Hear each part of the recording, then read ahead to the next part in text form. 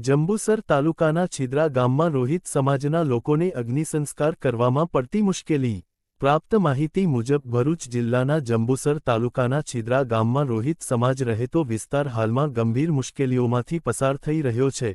ગામમાં રોહિત સમાજનું પોતાનું સ્મશાન તો છે, પરંતુ આજના આધુનિક સમયમાં પણ ત્યાં કોઈ પ્રકારની સુવિધા ઉપલબ્ધ નથી. પહેલાના સમયમાં વૃદ્ધ લોકો દફનવિધિ કરતા હતા, પરંતુ હવે અગ્નિસંસ્કારની પરંપરા શરૂ થતાં ખાસ કરીને ચોમાસાના દિવસોમાં અગ્નિસંસ્કાર કરવો ખૂબ જ કપરું બની જાય છે. રોહિત અને વણકર સમાજનું સ્મશાન ગામની ભાગોળમાં આવેલું છે, જેમાં વણકર સમાજ માટે શેડ તો ઊભો કર્યો છે, પરંતુ અગ્નિસંસ્કાર માટેની બેઠક આજદિન સુધી મૂકવામાં આવી નથી. બીજી તરફ, રોહિત સમાજનું સ્મશાન સંપૂર્ણ ખુલ્લી જગ્યામાં છે.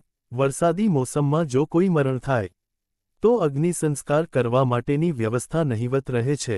ગામના લોકોનો આક્ષેપ છે કે વર્ષોથી જે જગ્યાએ પૂર્વજો દફનવિધિ કરતા આવ્યા છે, એ સ્મશાન જમીન પર તંત્ર દ્વારા બુલડોઝર ફેરવી બાગ બનાવી દેવાયો છે.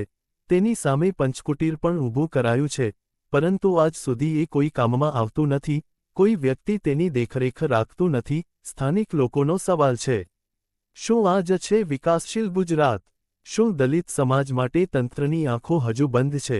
જો પંચકુટીર બનાવવાની જગ્યાએ એક સ્મશાન ગૃહ બનાવાયું હોત, તો આજે ચોમાસામાં અગ્નિસંસ્કાર કરતા લોકોને થતી મુશ્કેલીમાંથી રાહત મળી શકી હોત. રોહિત સમાજ જીવતા પીસાઈ રહ્યો છે, પરંતુ મર્યા પછી પણ શાંતિથી વિદાય મેળવી શકતો નથી. હવે જોવાનું એ રહ્યું કે સરકારી તંત્ર આ મુદ્દાને ગંભીરતાથી લે છે કે નહીં, અને શું આ સમાજને ન્યાય મળશે કે નહીં. એન્કર ટોન અંતમાં ભારપૂર્વક.